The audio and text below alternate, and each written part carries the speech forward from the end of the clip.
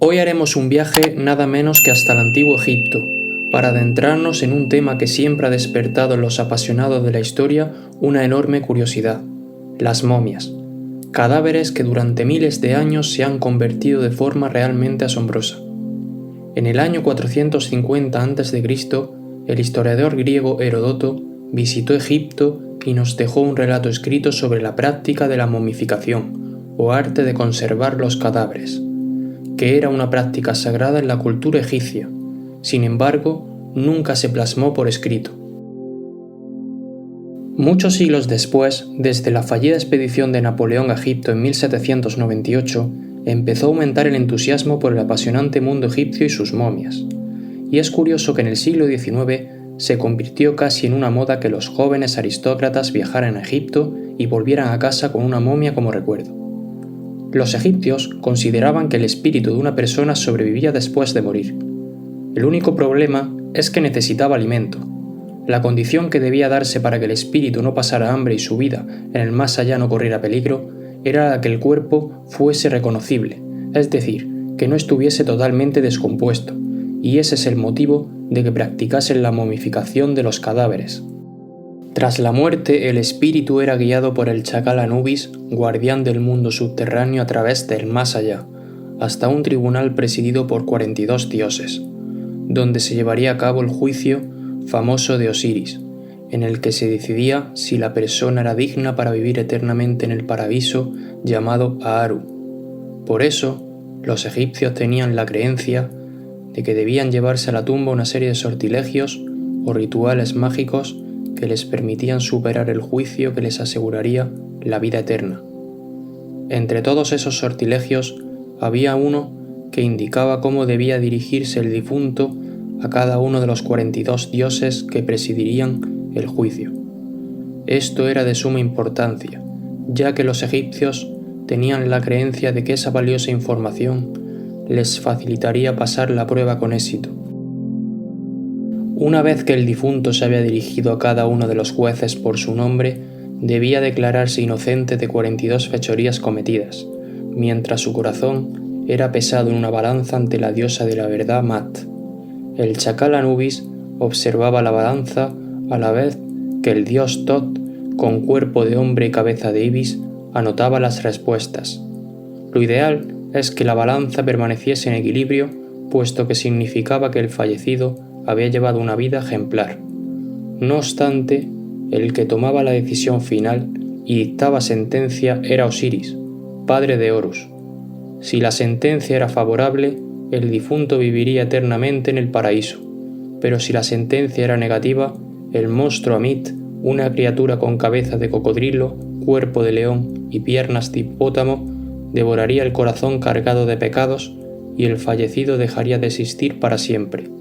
Si se concedía la inmortalidad, se depositaba sobre la cara una máscara de oro que garantizaba la vida eterna.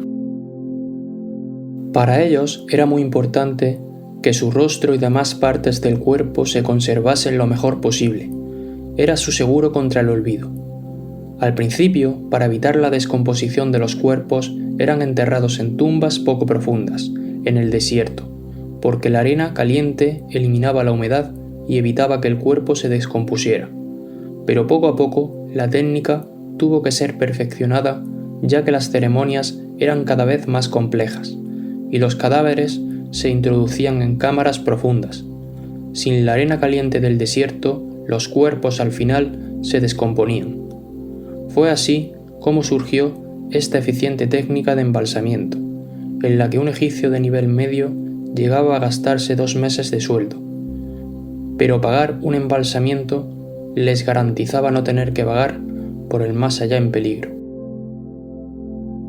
Las personas encargadas de llevar a cabo los embalsamamientos eran los llamados embalsamadores, que llevaban a cabo su tarea en distintas fases. En la primera fase se preparaban las especias, las resinas y los aceites que serían utilizados en el proceso. En la fase 2 se retiraba el cerebro a través de los orificios nasales, empleando para ello un garfio de metal, y se vertía aceite caliente, una mezcla de resina y cera de abeja, dentro del cráneo, donde debía solidificarse. En la fase 3 se hacía una incisión en el abdomen para extraer una serie de órganos internos, los pulmones, el hígado, el estómago y los intestinos. Esta extracción debía de hacerse con rapidez, para evitar que estos órganos se descompusieran debido a su alto contenido de agua. Sin embargo, el corazón, que era considerado fuente de sabiduría, no se extraía como los demás órganos, sino que se mantenía en el sitio hasta que en el juicio de Osiris fuera pesado en una balanza ante la diosa de la verdad. Una vez extraídos los órganos, se iban momificando por separado. Se disecaban, se lavaban con sumo cuidado y eran ungidos con aceite y resina, para luego ser envueltos en lino e introducidos en los 4 vasos canopos rituales, los cuales tenían inscripciones dedicadas a los dioses, a los que se le pedía la protección de los mismos. Después se cubría el cuerpo con natrón, un conservante natural que extraía la humedad de los tejidos durante 40 días, tras los cuales se eliminaba el latrón, se ungía el cuerpo con aceite y se cubría con tela o lino para evitar que se deformara el cuerpo.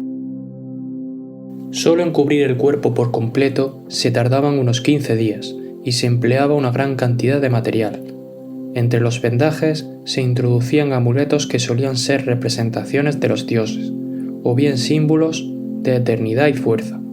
El más importante era uno con forma de escarabajo, normalmente de color verde, que se colocaba justo encima del corazón, y se representaba el renacimiento. Su función principal era evitar que este órgano traicionase al difunto el día del juicio. Actualmente se ha avanzado muchísimo en el estudio de las momias. En tiempos más antiguos, desenterrar una momia suponía su destrucción porque no había herramientas que permitieran analizarlas sin causarles daños, y los rayos X, que era una de las técnicas más avanzadas desde entonces, solo permitían ver su esqueleto.